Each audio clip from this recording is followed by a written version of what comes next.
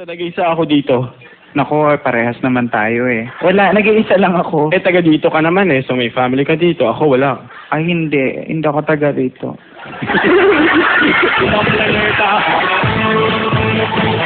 Okay! Eto, sikat na sikat mga pamilya. Alam niyo ba, nung una lumabas to dito na Pukyaw, napaka-stand SRO ang show niya sa Metro Bar. Ganun katindi, tama ba yan? Apa, nagpapasalamat ako sa Wawawi. Wow, talaga. Ano Ayan. ba ngayon? Hindi ka Pukyaw. Ano ba ngayon? Aspu. Aspo na may nararamdaman pa rin. Ano ang nararamdaman mo? Ano ang nararamdaman mo? Tao ka pala, tao.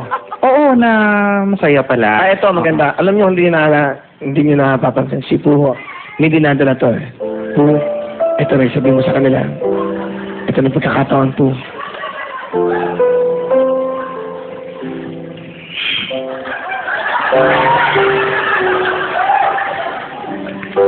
Dapat nga maging masaya ako, alam mo yon, kasi may kinuwento ko sa inyong yung sa boyfriend ko.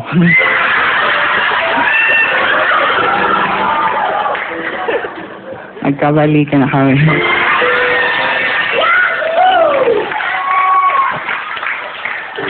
Naging ano siya, naging mas sweet. Naging nakakahiya eh. Ang dami niyang, alam mo yan, naging matulungin na siya lalo ngayon. Nagbaga na siya. Kasi yung kapitbahay namin may poso. Mag-iigib kami, dalawa kami. Nakakatawa kasi matulungin na siya. Katanayan nga siya yung magbobomba. Alam mo yan. Pero ako yung magbubuhat ng mga ano. Pero okay lang naman yan kasi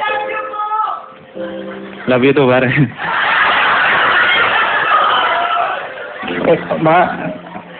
Masaya kasi kung noon pork chop, ketchup yung kinakain ko. Ngayon masaya na kasi beef steak na siya. Barbecue steak nga lang sa akin. Sabi niya maganda raw yan, may pagkain ka na may toothpick ka pa. Mahirap lang kasi puro sa lubsob ang nararamdaman ko. Pero parang nagdadalawang isip pa rin ako na tuluyan ko dahil kagaya nga nung sinasabi ng mga kasamahan ko, mga alam mo na yan, mga katrabaho ko na magnanakaw nga siya. Kasi yung una inisip ko na yung ref na misplaced lang, pero hindi eh. Nawala na yung TV, nawala yung aircon, electric fan, component, ibang mga appliances. Sumadya ako one time sa kanila. Nakita ko lahat ng mga gamit ko. Sabi ko, ano ginagawa ng gamit ko rito?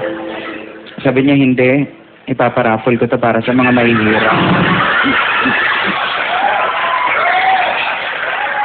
Matuwa naman ako dun sa puntong yun kasi matulungin naman pala talaga siya. Ako nga lang yung nagsasakripisyo. Katunayan nga, pinaraffle niya talaga. So sobrang tuwa ko dahil gumagawa siya ng mabuting bagay lang sa kapwa. Sumama pa ako sa pagpaparaffle. Siya yung bumubunot. Nagulat nga lang ako dahil una niyang nabunot, pangalan niya.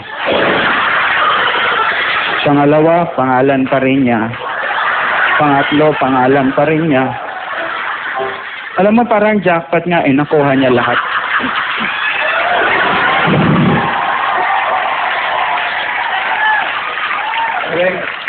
Hindi ko naman makuha ang umangal kasi valid kasi may DTI representative. At yun yung nanay niya. Kaya sabi ko, naghiwalay na tayo. Ulit. Hindi ko na kaya ang mga ginagawa mo sa akin. Sabi niya okay lang kasi ready na raw siya.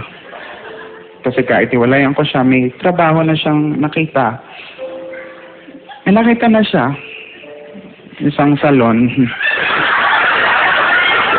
Kaya pala iba yung naramdaman ko.